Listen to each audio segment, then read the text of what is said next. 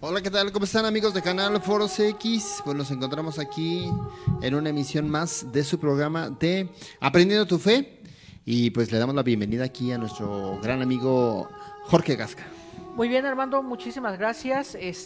También a ti te damos la bienvenida después de no haber contado con tu presencia durante algún número de programas. Claro. Afortunadamente, pues aquí ya estás de nueva cuenta con nosotros para compartir precisamente toda nuestra fe y toda la enseñanza que tenemos en la Iglesia Católica. Claro. Así que sí. ¿Qué te parece, mi querido Armando, si vamos a nuestra primera sección? Claro que sí, vámonos a la primera sección que tenemos y Dios nos habla hoy. Adelante.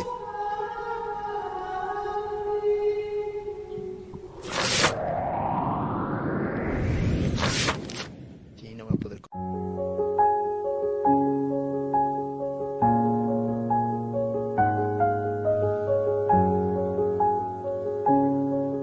Lectura del Santo Evangelio según San Marcos.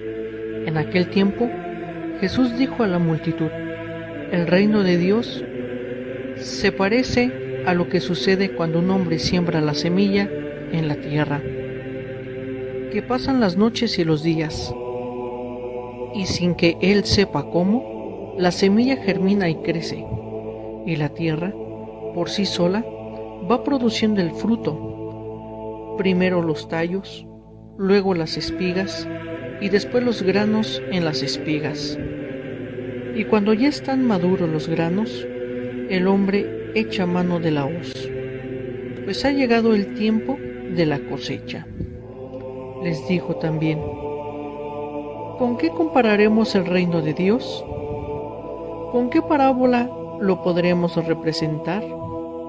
Es como una semilla de mostaza, que cuando se siembra es la más pequeña de las semillas, pero una vez sembrada, crece y se convierte en el mayor de los arbustos y echa ramas tan grandes que los pájaros pueden anidar a su sombra.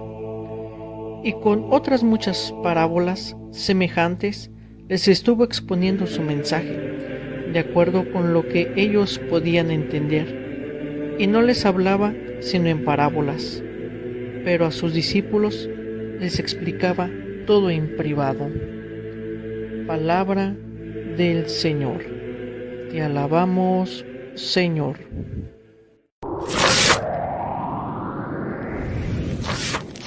Sí, no voy a poder.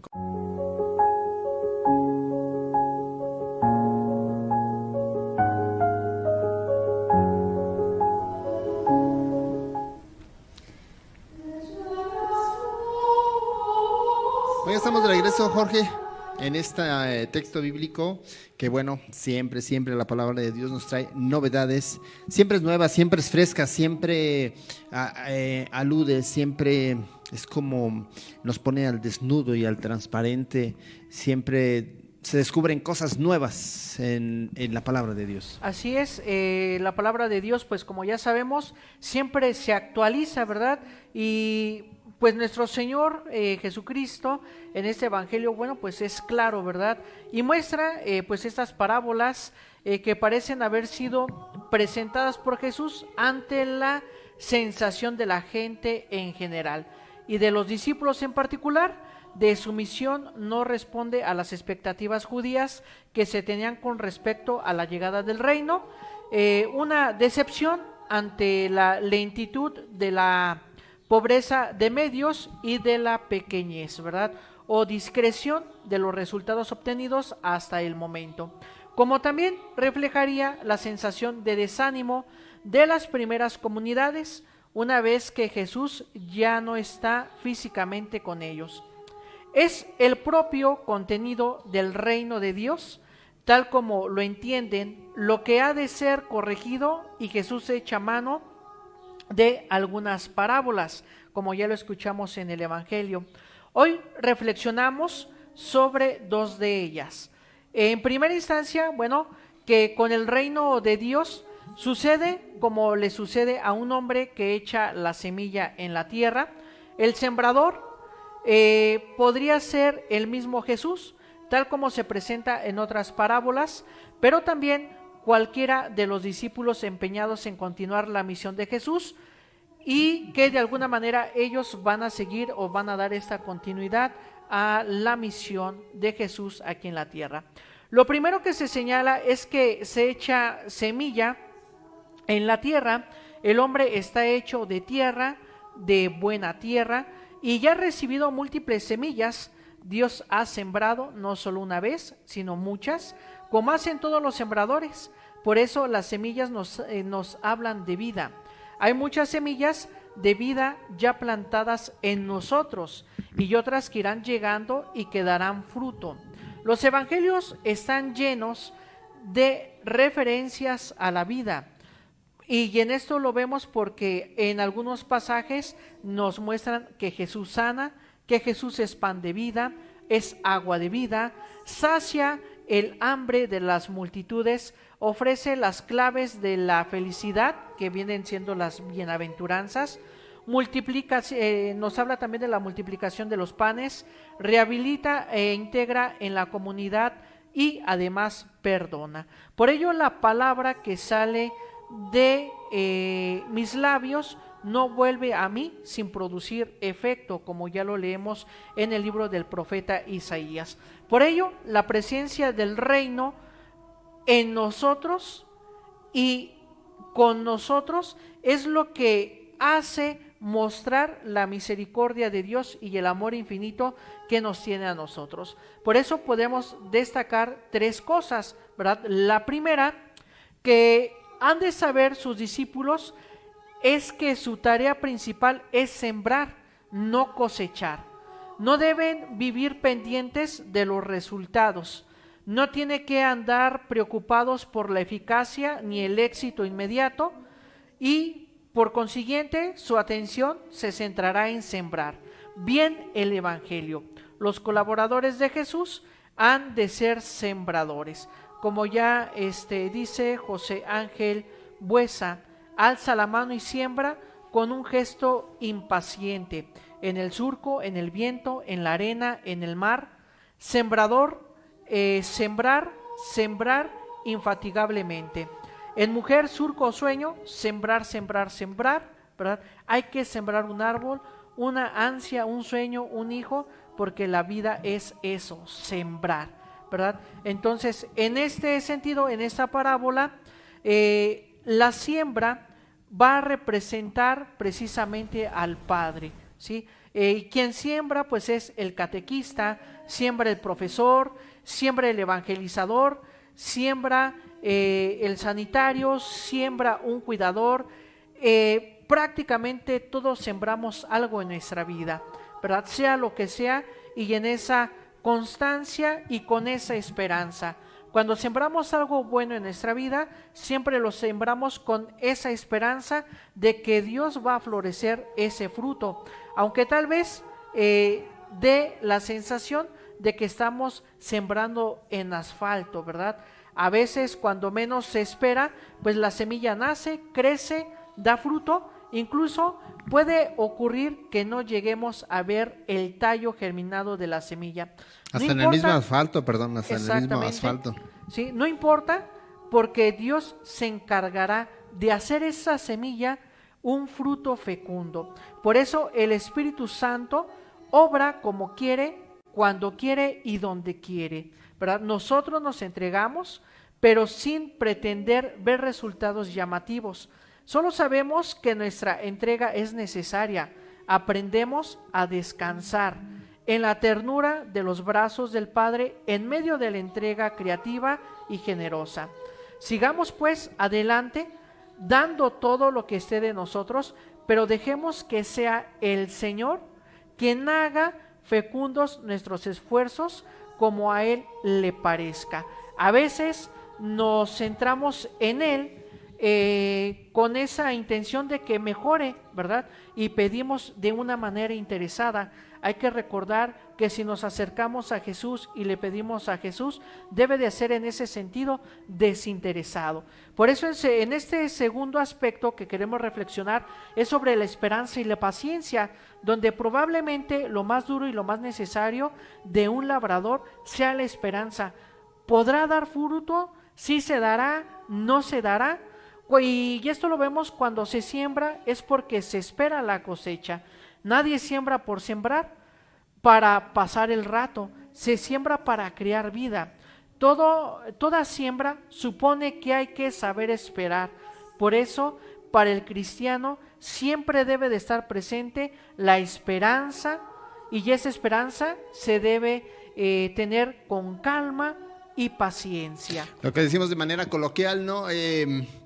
Ahora sí que tú siembras la semilla y Dios se encargará de qué va a producir esa semilla. Incluso también aquello que lo hemos hecho hasta canto. Si el grano de trigo no muere, pues no da fruto, pero si muere da fruto en abundancia. Y sí, exactamente como hace rato lo mencionabas tú, entre catequistas, entre evangelizadores, entre los mismos que estamos trabajando dentro de la iglesia, nos corresponde eso, el sembrar la semilla, pues sin esperar la cosecha. Nosotros nos toca solamente sembrar. Quizás habrá gente, sí, porque sí conozco gente que le ha tocado ya ver los frutos de la siembra, pero no a todos nos toca. Pero lo que sí nos toca, ya como misión, siendo profetas, recordemos que en el bautismo pues somos profetas y uno de los papeles es el de predicar, el de anunciar la palabra de Dios. Al momento de que nosotros predicamos, estamos sembrando ahí la semilla de la palabra de Dios en el corazón del hombre.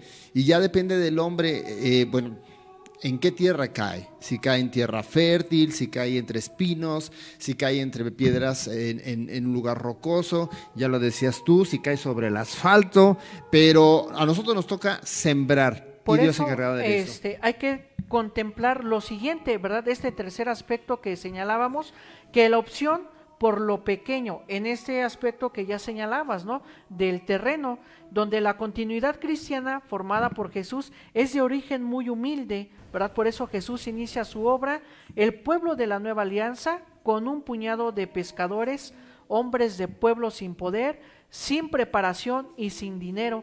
La primera comunidad de Jerusalén está compuesta por lo más humilde de la sociedad judía. Lo mismo sucede con las comunidades de San Pablo, ¿verdad? Y si no, hermanos, fijaos a quienes llamó Dios: a los ignorantes, a los plebeyos, a los débiles, a los que no cuentan, ¿verdad? Como leemos en la primera de Corintios, aquellos diminutos granos de mostaza llegarían a ser con el tiempo árboles con ramas suficientes para que se cobijaran personas de todo el imperio romano, en este sentido de qué tan dispuestos estamos para que esa semilla que Dios sembró en nosotros pues germine a pesar de los terrenos en los que caiga la semilla. Pero ojalá que sí todos tomemos esa actitud de ser sembradores, porque luego se nos olvida el hecho de sembrar la semilla. Empieza, a veces como que nos volvemos como medios románticos y estamos pensando en que yo me quiero ir al África como misionero para predicar la palabra de Dios, yo me quiero ir a aquellas comunidades o aquellos lugares donde todavía no se conoce a Jesucristo, cuando, espérame, empieza desde tu casa, con tus hijos, con tu familia, con tu esposo, con la gente que está cercana a ti. Bueno, claro, inclusive empieza desde ti mismo, ¿no? Que la semilla sembrada en tu corazón empiece a dar fruto, para que después de ahí, bueno, entonces ahora tú siembra la semilla en tus hijos. Tú no sabes lo que va a pasar a futuro, tú no tienes idea de lo que va a pasar a futuro, pero nuestra misión es la de sembrar, la de que nuestros hijos reciban la palabra de Dios y ya, dependiendo del terreno en donde caiga, eso va a dar fruto y se podrá cosechar en algún momento dado. Pero sí, no perder la idea. Somos sembradores. Es nuestro papel. Tu papá, tu mamá, desde tu familia, con tus hijos, ponte a sembrar la semilla de la palabra de Dios. Ponte a sembrarla en el corazón. Yo creo que cuando la palabra de Dios se siembra en el corazón, Jorge, jamás se sale. estando bien sembrada, estando bien sembrada. Entonces, si como padres de familia nosotros sembramos la palabra de Dios en el corazón de los hijos, jamás se va a salir. Luego por eso hay papás que sí se quejan y llegan a decir, mi hijo ya no quiere ir a misa, mi hijo ya no quiere estas cosas de la iglesia. Bueno, cuestiónate, ¿cómo has sembrado tú la palabra de Dios en el corazón de tus hijos? Así es, y bueno, los invitamos a que se queden con nosotros, que compartan en sus redes sociales este programa de Aprendiendo tu Fe. Vamos a una pausa y enseguida regresamos. Librería Ecuménica, extenso surtido y variedad en libros, artículos litúrgicos y religiosos. Atención con calidez. Góngora 108, zona centro, Celaya, Guanajuato. Un servicio para la orientación de tu vida.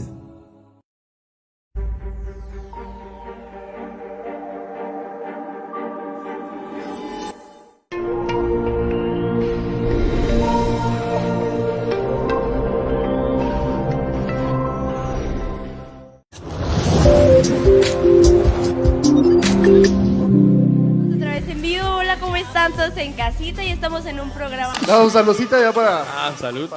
Pero aquí estamos presentes, se les agradece a todo mundo que nos... Muy buenas noches, gente bonita de Celaya, con esto. Como la dislexia también es propia de la...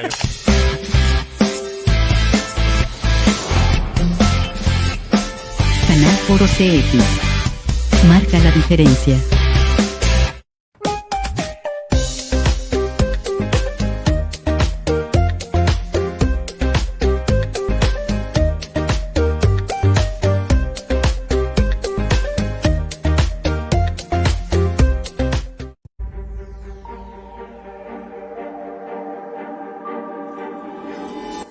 ¿Cuánto tiempo pasó?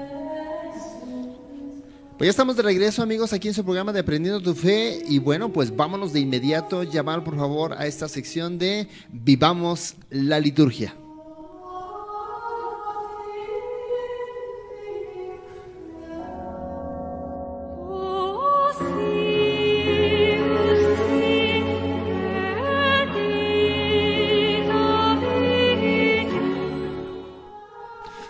Bueno, pues siguiendo un poquito con la instrucción del misal romano, que es el que se utiliza en las celebraciones eucarísticas, vamos a hablar de este temita de la manifestación de una tradición ininterrumpida. Hay que recordar que la liturgia pues viene desde la antigüedad, ¿verdad? Desde las primeras comunidades cristianas, y esta fe no se ha perdido, sino que sigue estando vigente toda esta tradición litúrgica, ¿verdad? Toda esta tradición litúrgica. Bueno, dentro de esta manifestación de una tradición ininterrumpida, ¿qué podemos decir? Bueno, pues que al dar a conocer las normas que deben seguirse en la revisión ordinaria de la misa, el Concilio Vaticano II mandó, entre otras cosas, que algunos ritos fueran restablecidos de acuerdo con la primitiva norma de algunos ritos, ¿verdad?, de que habían señalado pues los santos padres, usando a saber las mismas palabras que San Pío V escribió en la Constitución Apostólica Quo Primum, con la cual fue promulgado en 1570 el misal tridentino.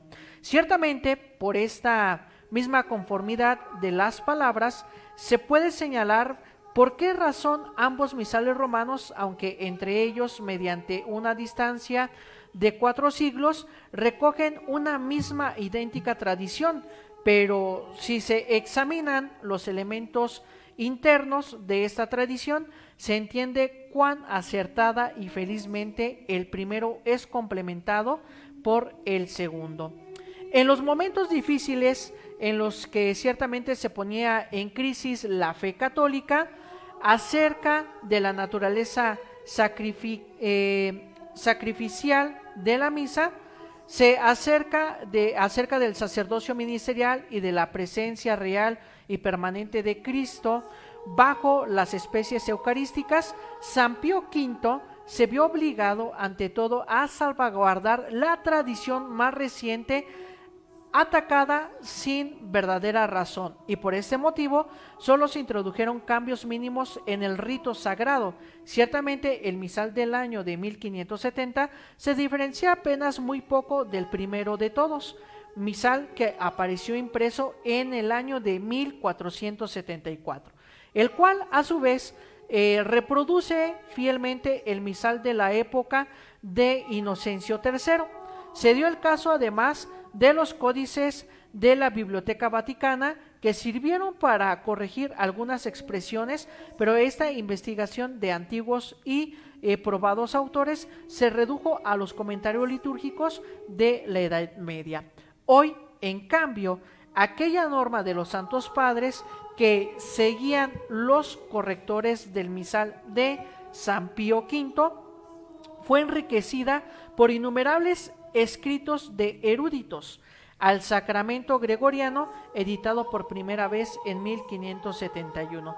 Siguieron así los antiguos sacramentos romanos y ambrosianos, ¿verdad?, repetidas veces editados con sentido crítico, así como los antiguos libros litúrgicos de España y de las Galias, que se han aportado muchísimas oraciones de gran belleza espiritual ignoradas anteriormente. Hoy, tras el hallazgo de tantos documentos litúrgicos, se conocen mejor las tradiciones de los primeros siglos anteriores a la construcción de los ritos de Oriente y de Occidente.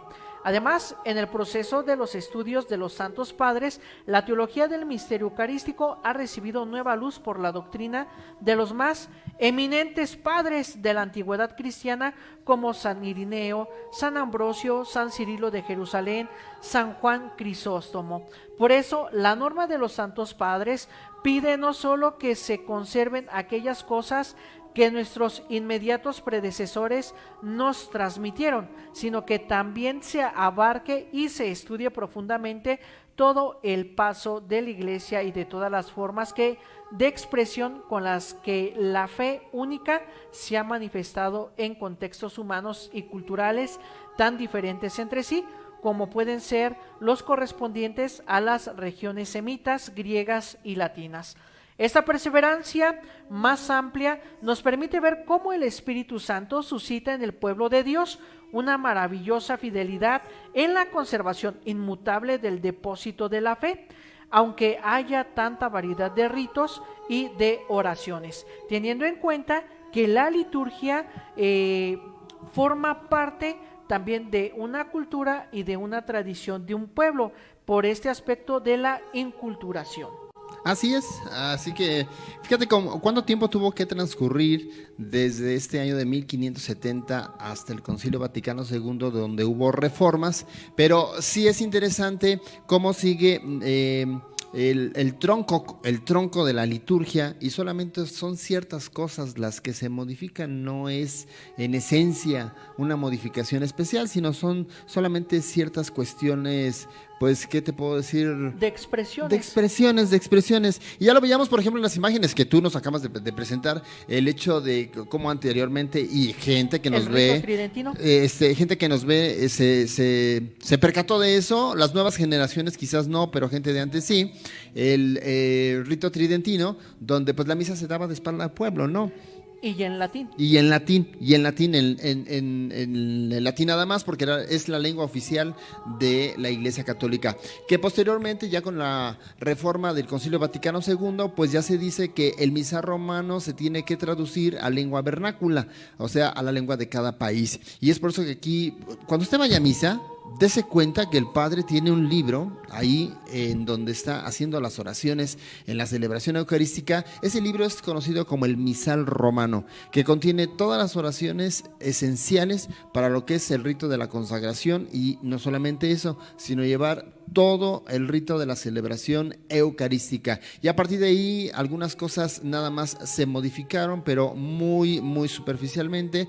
La esencia se queda completamente. Así es que pongan mucha atención, porque vamos a estar hablando de estos temas interesantes, de cómo han venido cambiando las cosas dentro de la iglesia. Hay gente que en el Concilio Vaticano II se espantó y empezaron a decir, ¿cómo que la misa va a ser de frente? ¿Cómo es posible? A mí me tocó gente que se expresaba de esa manera, ¿no? Conocer gente que decía, ¿cómo es posible que ahora los padres estén de frente al pueblo? Eso no puede ser. O sea, se aferraban a ese tipo de cosas. Sin embargo, hoy vemos los beneficios en donde podemos celebrar todos el sacrificio eucarístico, pero como comunidad viéndonos y además viendo al sacerdote de frente. Así es, por eso se habla de una tradición ininterrumpida, ¿verdad?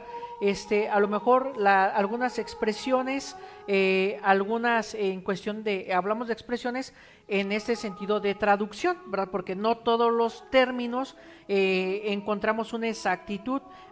Ya la traducción de la lengua vernácula siempre se pone allí lo más cercano a lo que quiere decir el concepto latino. Y vemos allí nada más para que vean un poquito esta tradición ininterrumpida ya dentro de las imágenes que nosotros le presentábamos. Bueno, muchos pueden decir que esos ornamentos les decían ornamentos de guitarrita, sí. ya les pueden decir, esos ya no se usan, esos ya no son actuales, no.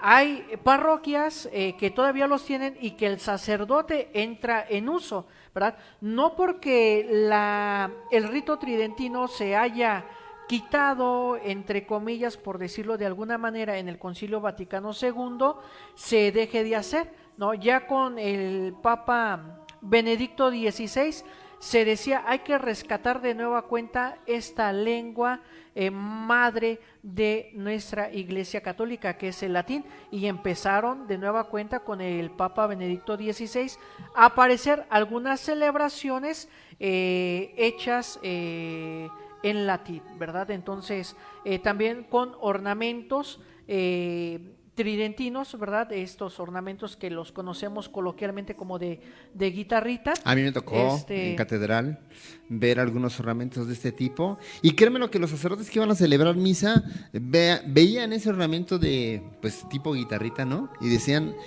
ese préstamelo, voy a celebrar con él. Como para ellos era como una satisfacción usar este tipo de ornamentos para poder llevar a cabo la celebración eucarística. Exactamente. Aquí, ¿cuál fue la diferencia con el Papa Benedicto? De que en lugar de celebrar a espaldas al pueblo, pues bueno, que se celebrara de frente al pueblo, pero cuidando precisamente pues la lengua madre, ¿verdad?, de nuestra Iglesia Católica. Por eso se habla de estas manifestaciones de una tradición ininterrumpida. Toda nuestra liturgia está llena, está plasmada de tradiciones litúrgicas de las primeras comunidades que hicieron los apóstoles y que ellos fueron depositando generación tras generación. Por eso se llama el depósito de la fe, ¿verdad? Porque fueron dejando generación tras generación el cómo celebrar la liturgia, cómo celebrar la Eucaristía, que ha llegado hasta nuestros días, ¿verdad? Fíjate, Jorge, que qué bueno que mencionas esta, disculpa que te interrumpa, porque al momento de que tú dices ahorita que esto viene desde las primeras comunidades cristianas, desde los apóstoles, y que se viene dando de generación en generación, es justamente lo que nosotros como Iglesia Católica llamamos parte de la tradición.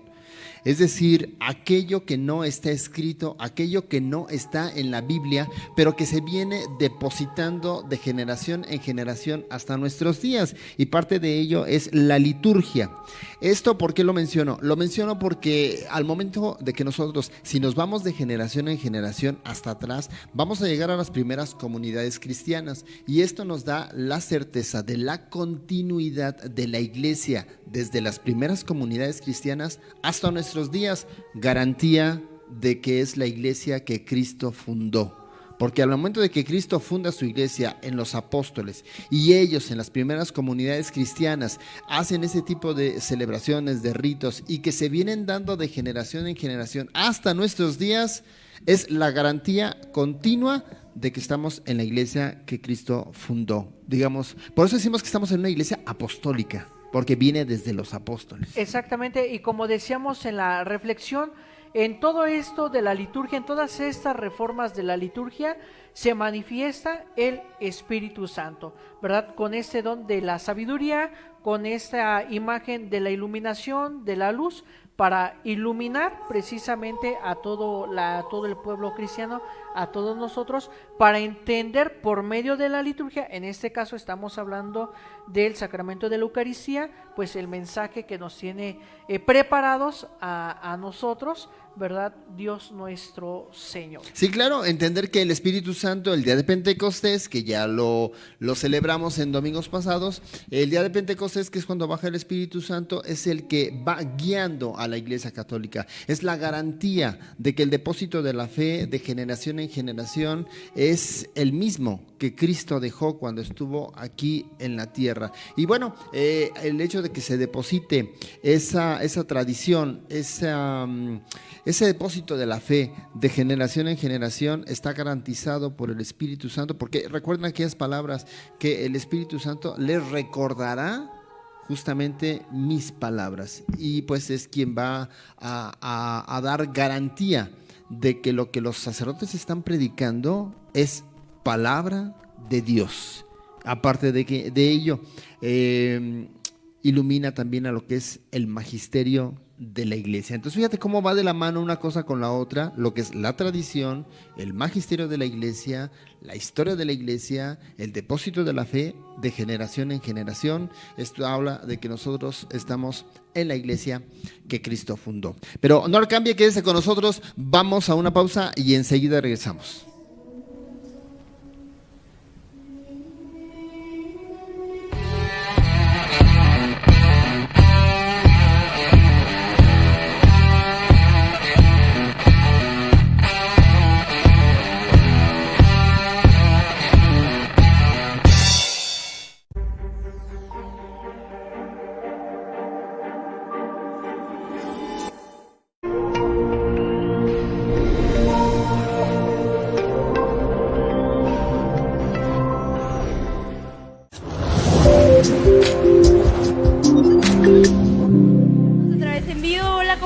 Todos en casita y estamos en un programa. Saludcita ya para... Salud. Pero aquí estamos presentes, se les agradece a todo mundo que nos... Muy buenas noches, gente bonita de Celaya, con estos... Como la dislexia también es propia de la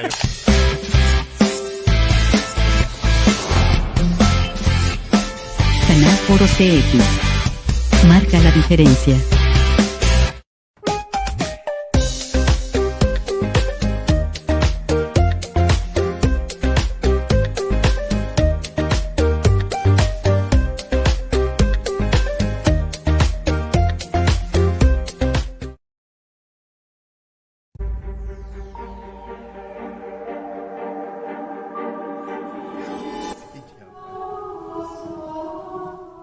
Pues ya estamos de regreso, amigos, aquí en su programa de Aprendiendo tu Fe, esperando que estos comentarios que hemos realizado, bueno, pues les ayuden a ustedes y todo lo que nosotros estamos participándoles a ustedes, bueno, pues que sea parte del aprendizaje de lo que es la enseñanza oficial de la Iglesia.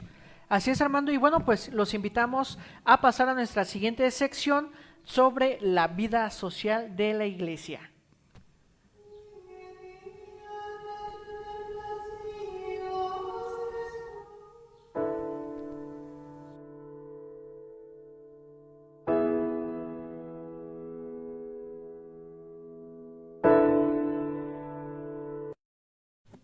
Bueno, lo que vamos a analizar en esta sección, bueno, pues es la exhortación apostólica del Papa Francisco, que se llama Christus Vivit, que significa Cristo vive. Y bueno, ¿qué podemos decir de esto? Bueno, pues Cristo vive y te quiere vivo. El Papa Francisco se dirige a los jóvenes de todo el mundo con ocasión de la entrega de la exhortación apostólica post-sinodal Christus Vivit. A todos los jóvenes cristianos les escribo con cariño esta exhortación apostólica, una carta que recuerda algunas convicciones de nuestra fe y que al mismo tiempo alimenta a crecer en la santidad y en el compromiso con la propia vocación. En un contexto eclesial, el pontífice se dirige también a todo el pueblo de Dios, pastores y fieles, porque la reflexión sobre los jóvenes y para los jóvenes nos convoca y nos estimula a todos. El centro de la palabra de Dios se encuentra Jesucristo. el siempre joven, que a todos ilumina acompañado de María, la joven de Nazaret. Tras presentar algunas situaciones que afectan directamente a los jóvenes, el Papa Francisco le recuerda que Dios es amor, que Cristo salva y que el Espíritu da vida. Los tres acompañan al joven en su crecimiento y maduración hasta guiarlos a ser jóvenes comprometidos con el mundo que los necesita. El sínodo ha reconocido que el compromiso social es un rezago específico de los jóvenes de hoy. En este sentido, apoyarlos en el discernimiento de su vocación es un desafío que la Iglesia debe afrontar mediante la pastoral juvenil, vocacional y educativa. Cuando te sientas avejado, ¿verdad?, por la tristeza, los rencores, los miedos, las dudas o los fracasos, Jesús estará allí para devolverte la fuerza y la esperanza. Así nos asegura el Papa Francisco a los jóvenes del mundo. Y prácticamente, Armando, es un documento que le da continuidad, siento yo, al pontificado del Papa Juan Pablo II, que apostaba bastante a la juventud. Hay que recordar que el futuro aparte del futuro de nuestra sociedad, de nuestros gobiernos, el futuro de la Iglesia, pues somos los jóvenes, ¿verdad? Todos los jóvenes son este futuro de la Iglesia y que van a mantener lo que ya mencionábamos en el bloque anterior, la tradición de nuestra Iglesia. Fíjate que sí es muy importante hablar de esto, el compromiso que tienen los jóvenes del día de hoy, y me refiero a los jóvenes que estamos trabajando, ¿qué tal? Bueno, yo todavía me siento joven. Dice, ¿no? El espíritu es joven, ¿no? El espíritu es joven todavía. Bueno, aquí el pellejo ya está arrugado, pero de todas maneras el espíritu está joven. A lo que yo iba es como Iglesia Católica tenemos que trabajar en ese sentido por los jóvenes, desde el mismo clero, desde el mismo Papa, los obispos, los sacerdotes, así como también los jóvenes laicos en la pastoral juvenil, trabajar por sembrar la semilla, ¿sí? Y también encauzar a todos estos jóvenes a crear una conciencia cristiana para un beneficio social. Porque yo me pongo a pensar, Jorge, en estos días que vinieron las elecciones, ¿con qué conciencia los jóvenes votaron? Pero me pongo a pensar, ¿con qué conciencia cristiana?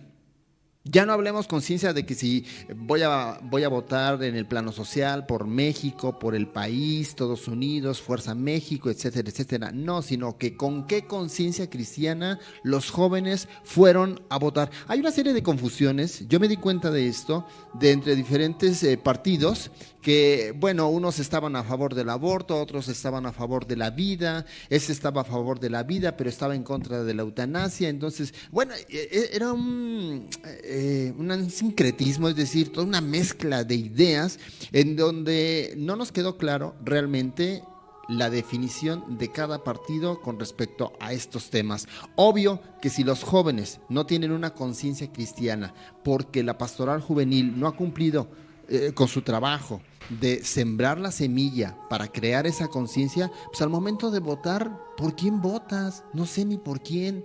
Nos dejamos llevar porque pues a lo mejor el voto duro, nos dejamos llevar porque pues el voto porque me dieron la beca, a lo mejor por ese tipo de cosas, pero hago la pregunta, ¿hay jóvenes pro vida? ¿Hay jóvenes pro familia? ¿Hay jóvenes cristianos conscientes por quién votaron? Y si ese tipo de gobierno es el que queremos, de ese gobierno que lucha por la vida, que lucha por la familia, por el bienestar de ellos, no solamente en el plano económico, sino en el plano moral, social. Tenemos muchos problemas en ese sentido como iglesia. Tenemos que nosotros hacerle tomar conciencia a la sociedad de esa problemática del aborto, que es muy seria. Ya se habla de que se piensa legalizar a nivel nacional. Entonces, si los jóvenes, como se dice, somos la esperanza del mundo, bueno, pues hay que sembrar esa semilla como iglesia para que tengamos conciencia cristiana y podamos construir un mundo con verdaderos valores evangélicos. Exactamente, por eso es muy ardua la tarea de la Iglesia Católica en este sentido de externar pues este trabajo con los jóvenes, ¿no? Precisamente ¿para qué? Para tomar esta conciencia cristiana, ¿sí? Que el joven esté convencido, ¿verdad?, de esos valores cristianos que va adquiriendo a lo largo del recibimiento de los diversos sacramentos que se va teniendo. Y además, esta encíclica nos podemos poner, esta exhortación, perdón, nos podemos poner en el lugar de los jóvenes, ¿no? A veces somos o los jóvenes son los que están un poquito más alejados de Dios, los que no quieren conocer de la iglesia, los que no quieren conocer de esto o de aquello, ¿no? Y nos muestra el Papa Francisco, al igual que el Evangelio y que los antecesores del Papa Francisco, pues a un Cristo vivo, a un Cristo resucitado, a un Cristo de esperanza, a un Cristo de fe, a un Cristo joven, ¿verdad? Claro. No a un Cristo que regaña, que te señala, que te critica, ¿no? Que te condena. Sino a un Cristo que te abraza en el amor. Yo creo que la expresión más clara para los que conocieron al Papa Juan Pablo II, bueno, pues él siempre fue una persona que tenía ese liderazgo hacia los jóvenes. Él convocaba a las masas de jóvenes y sabía cómo hablarles, sabía cómo llegarles a ellos, y los jóvenes recibían la palabra del Papa Juan Pablo II, que no es otra cosa que la palabra de Jesucristo, y Juan Pablo II aprovechaba muy bien esa oportunidad para crear esa sinergia, esa empatía entre iglesia y jóvenes. Entonces, cuestionarnos nosotros hoy en día, los que estamos trabajando dentro de la iglesia, ¿cuál es la empatía que estamos creando con los jóvenes como para nosotros poder injertar en ellos valores cristianos, para que de esa manera puedan vivir como verdaderos cristianos en el mundo? De hecho, por eso esta sección que se llama El cristiano en la vida social, los jóvenes, ese compromiso de vivir como cristianos en la sociedad, que es muy importante. Entonces, creo que vale la pena rescatar esas imágenes de Juan Pablo II, que sí les llegaba a los jóvenes. Hoy en día no quiero decir que el Papa Francisco no, ni que otros papas no lo han hecho o que otros obispos no lo hagan, sino que también nosotros desde nuestra trinchera, ¿qué estamos haciendo por trabajar por los jóvenes? ¿De qué manera los estamos formando? ¿De qué manera los estamos educando? A mí me toca ver, y yo creo que a ti también, Jorge, te ha tocado ver jóvenes que dicen: yo me declaro mejor creyente, no quiero saber nada de la iglesia, no quiero saber nada de los sacerdotes, no quiero saber nada de eso. Yo creo en Cristo y se acabó, pero de la iglesia no me hablen. Y entonces allá estamos viendo que hay una ruptura entre el joven que cree en Dios, pero que en la iglesia no. Por eso menciono, ¿qué es lo que estamos haciendo por crear esa empatía entre la iglesia y entre los jóvenes? ¿De qué manera los estamos orientando? ¿Qué valores estamos injertando? Vale la pena trabajar mucho en esas reflexiones. Así es, y por eso pues los seguimos invitando a que lean estos documentos que el magisterio de la iglesia pues da a nosotros para ir alimentando nuestra fe, ir conociendo nuestra tradición y lo que nosotros podemos hacer pastoralmente a partir de nuestras condiciones. Y antes de despedirnos, Armando, pues aquí en la diócesis de Celaya, pues bueno, vamos a estrenar obispo, sí, así es. Que si me lo permites, de parte del programa Aprendiendo tu Fe, pues le damos las gracias a Monseñor Benjamín Castillo Plasencia, que estuvo, si no mal recuerdo, entre 9 y 10 años aquí en nuestra diócesis. Pastoreando. Pastoreando, exactamente. Y pues le damos la más cordial bienvenida a Monseñor Víctor Alejandro Aguilar Ledesma, ¿verdad? Quinto obispo de nuestra querida diócesis de Celaya. Más adelantito, en cuando sepamos cuándo va a ser la celebración de toma de posesión de la diócesis, bueno, pues ya les estaremos informando. Y esperemos estar ahí presentes también, transmitiendo quizás esa toma de posesión. Y bueno, pues le auguramos también a él pues muchas bendiciones y también mucho éxito en su labor pastoral aquí en la diócesis de Celaya, que seguramente lo tendrá, pero también pues en compañía y en apoyo de todos los laicos que estamos trabajando dentro de la iglesia. Así es, Armando. Y bueno, pues se nos acabó el programa, se nos fue bastante rápido. Sí, se fue. Y pues no nos queda más que decirle a la audiencia que en la próxima semana los esperamos en una emisión más de su programa Aprendiendo tu Fe. Nos vemos para la próxima. Hasta luego.